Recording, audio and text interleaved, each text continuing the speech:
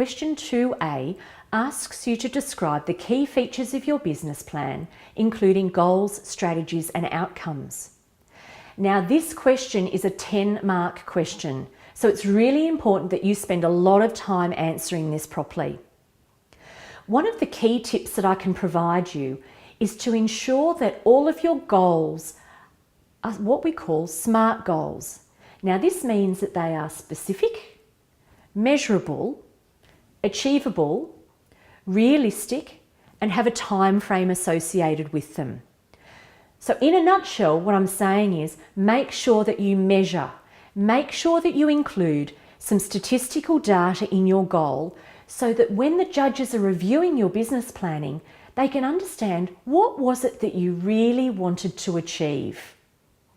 And likewise, they can then look in your outcomes and see how you went.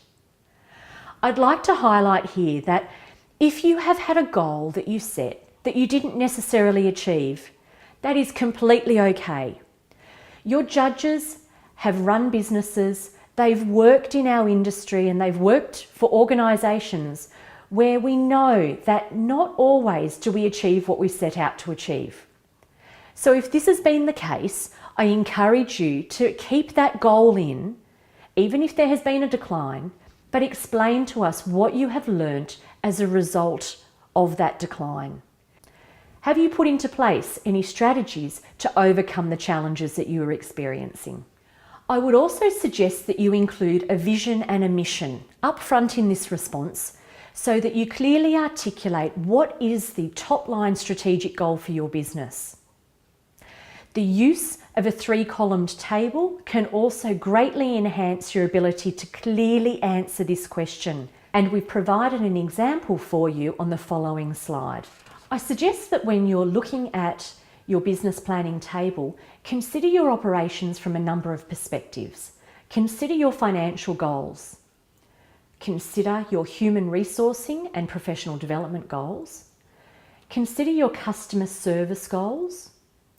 Look also at your marketing goals, your environmental goals, and also your operational goals. And if you consider it from those 6 perspectives, that will give you a broad approach to evaluating your business planning. You may have your own business plan that you work to, where you have your set goals and objectives, and that's fantastic. If in the instance that you don't, try and have a think about it from those key areas. Within our goal column, it's important to ensure that your goals are measurable. For example, if we look at the goal that states, increase visitation by 15% from 5,000 people to 5,750 people in 2013-14, we're being very specific, we're being measurable. Is that achievable? Well, that's up to you to tell us. Likewise, is that realistic? But does it have a time frame associated with it? Yes, it does. So what we want you to do is make sure that all of your goals are SMART goals so that they have measurement data in there. As a judge, often we look from the goal column across to the outcomes column to see how you've actually gone.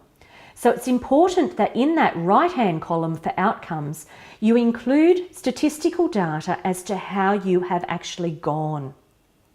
Tell us everything that you know. And remember that the data you provide is commercial in confidence, so it will not be shared by anybody. The middle column, your strategies, can be dot points, and that literally is, what did you do to achieve that goal and outcome? Question 2, part B, asks you to describe the risk issues you have identified for your business and summarise the mitigation strategies that you have put into place. Now, a table can be a really good way to answer this question, and we've provided an example for you. But before you look at that, I encourage you to consider risk from, again, think about those 6 perspectives that I provided to you earlier. Think about marketing risks, think about financial risks, think about customer satisfaction risks, operational risks. Do you have any environmental risks in your business? And what about human resources? Are there risks associated with that? So risk issues are not just about work health and safety compliance, they're also about general business risks. And those people that score well in this answer show a whole of business approach to risk management. So provided is an example of a table you may use, where there is one column on the left for risk, which highlights anything negative that can occur in your business. I strongly encourage you to rank the risk. If you don't have a formal ranking system, think about creating one.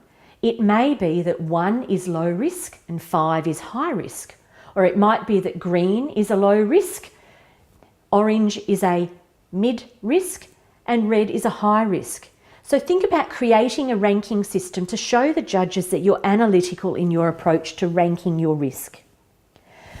We also seek to understand the impact or the effect if that risk did occur in your business, and then likewise, what mitigation strategies do you have in place to try and overcome those risks? Question 2C. This question is asking you all about your involvement and your contribution to the tourism industry.